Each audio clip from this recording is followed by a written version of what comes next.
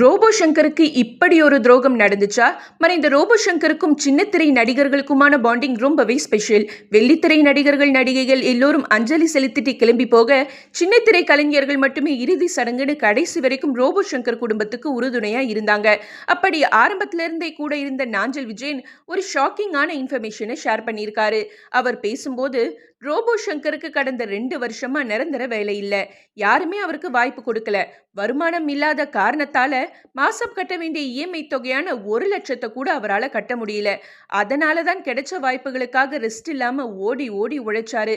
அவ்வளவு ஏன், பிரபல டிவி கூட அவருக்கு வாய்ப்பு தர முன் வரல. அதனால தான் மகள் இந்திரஜா பல ப்ரொமோஷன்கள் செய்யறாங்கன்னு பேசினாரு நாஞ்சல் விஜயன். ஆனா கடைசி அவர் உயிரோடு இருந்தபோது 5 படத்துல கமிட் ஆகி அட்வான்ஸ் வாங்கியிருந்தாராம்.